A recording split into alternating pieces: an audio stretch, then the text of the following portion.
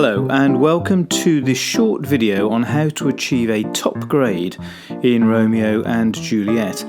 The first thing to say is that in GCSE examiner reports, the students who get top grades do 5 main things. They plan around the question and stay focused on the question. They begin with a point that they want to prove, a thesis, and build a clear argument that supports that thesis. They use quotes from Shakespeare's text that support their argument. Their quotes are short and relevant and are connected to show change, contrast, and deeper meaning. And they only use context to explain something relevant about the characters or themes. This is the first of several short videos that will address these issues in relation to Romeo and Juliet. And in this one, I want to begin by thinking about how the play is constructed and how the themes and characters can be connected. In this way, you will be able to respond to any question that faces you in the exam. I will do separate videos on quotes that relate to some of the key characters. Now, the 6 main themes of this play can be arranged in a hierarchy of influence over the story as follows. I've placed fate versus free will at the top of the hierarchy because we know that fate has decreed that Romeo and Juliet will die. As the chorus says, Romeo and Juliet are a pair of star-crossed lovers.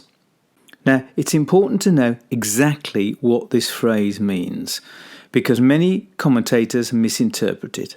Star refers to the heavenly bodies whose movements, according to Renaissance astrology, influenced human destiny. And crossed means frustrated, opposed, or obstructed. So literally, star-crossed means their love is doomed by hostile astrological influences. Their fate is written in the stars, so their attempts to live and love freely are constantly obstructed until tragedy is inevitable. But we know that their deaths have a greater purpose because we also hear the chorus say that Romeo and Juliet do with their death bury their parents' strife. And a few lines later, the chorus reaffirms that it is only their deaths that can stop violence in Verona.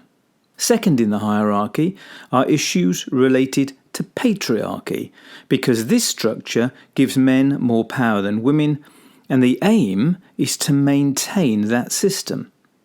Now, this has implications in this play because Capulet only has one child, a daughter. So in order to maintain the status of his family, he needs to find her a suitable husband. So when talking about patriarchy, it is important to discuss, number 1, how much power a patriarchal system gives men to make the key decisions, particularly relating to family, duties and property. And second, how that power is then exercised. For example, how Capulet deals with the issue of the marriage of his daughter Juliet. Now, this is important because having power and using power are 2 separate issues. And in this play, Shakespeare is exploring the tensions that arise in a patriarchal system when a patriarch ages in a conflict-riven city. Which is why if a question comes up about patriarchy, it is good to focus on Capulet and how he struggles to maintain his power and influence. You might also think about Paris as a young man who buys into the patriarchal system and compare him to Romeo, who loves Juliet for who she is, not what social benefits it might bring him. Third on my list is conflict, and this is central to the play. The chorus again tells us that a long-standing conflict has restarted. 2 households, and from ancient grudge, break to new mutiny. And then in just 14 lines we hear the following conflict-related words: blood, fatal, foes, death, strife, death-marked, rage. In fact, the very first scene begins with conflict and ends with a fight. Tybalt is a constantly violent agitator. He appears in just 3 scenes, but in each of these he either threatens or carries out acts of violence and says very clearly he hates peace. What? Drawn and talk of peace? I hate the word, as I hate hell, all Montagues, and thee. Mercutio is different. He's drawn into conflict, but via a code of honour, and that is why he feels obliged to challenge Tybalt when Romeo tries to make peace. Oh, calm, dishonourable, vile submission.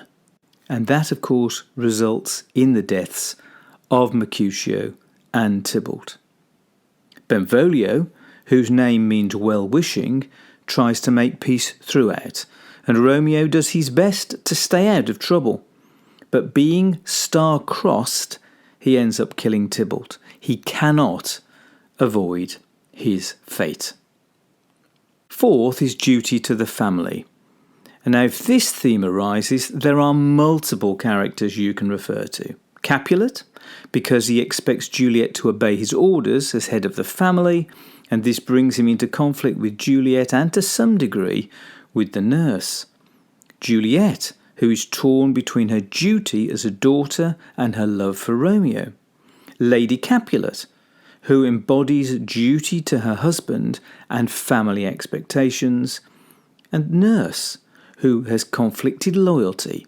She's equally happy for Juliet to marry for love or to be in an arranged marriage with Paris.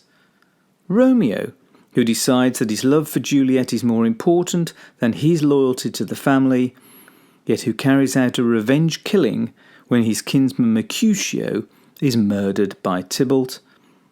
And Paris, who accepts that it is his duty to be part of an arranged marriage. The fifth theme is love, and this has 2 aspects to it. The first aspect is the strong bond of love between Romeo, Benvolio, and Mercutio. Now, when I say this in a modern context, there might be a temptation to just interpret their love as having homosexual or homoerotic aspects. And certainly some critics argue for this. However, in Elizabethan England, love between 2 men didn't necessarily imply homosexuality and may have been platonic love, which is love of the mind and spirit of another person. Now, this is seen as a purer type of love than the love between men and women, which often involves sexual attraction. So, when Benvolio says that Romeo will take up a challenge from Tybalt to fight him, Mercutio says, alas, poor Romeo, he's already dead, stabbed with a white wench's black eye, shot through the ear with a love song. The very pin of his heart cleft with the blind bow boy's butt shaft. And is he a man to encounter Tybalt? At this point, they think Romeo is obsessed with Rosalind, and note the references to her appearance rather than to her mind, her black eye, and by a love song. However, some commentators think that when Mercutio talks of the blind bow boy's butt shaft, he's making a reference to homosexuality. I would argue this reading is incorrect. The blind bow boy in question is Cupid, who fired arrows at people without looking and made them fall in love. However, Elizabethan archers used a special blunt arrow for practice, and they fired them at targets called butts.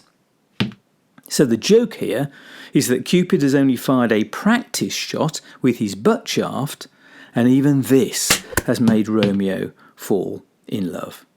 Now, the second aspect of love is love between men and women, and here the tension is between relationships based on romantic love versus arranged marriages.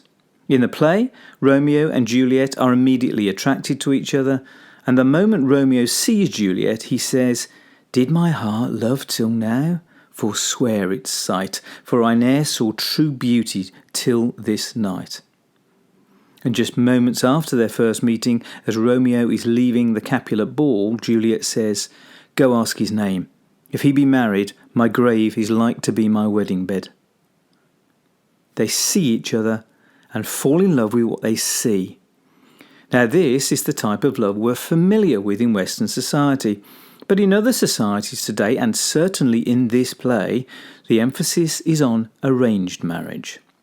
The nobleman Paris has money and a good social standing, so there is a tension here between romantic love leading to marriage and marriage as a contract, an arrangement between families to help cement or improve the social standing of the family.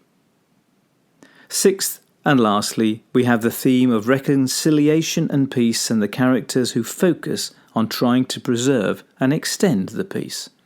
We have Benvolio, whose name literally means well-wishing, the friar, who thinks marriage might solve the problems between the families, and Romeo, who tries to make peace in the first half of the play and only resorts to violence when his friend Mercutio is murdered by Tybalt. Ironically, the attempts at reconciliation and peace by Benvolio, the friar and Romeo end up contributing to the tragic ending rather than averting it, as they must do, because, as we heard in the phrase star-crossed lovers, the heavenly powers have set out to frustrate their wishes.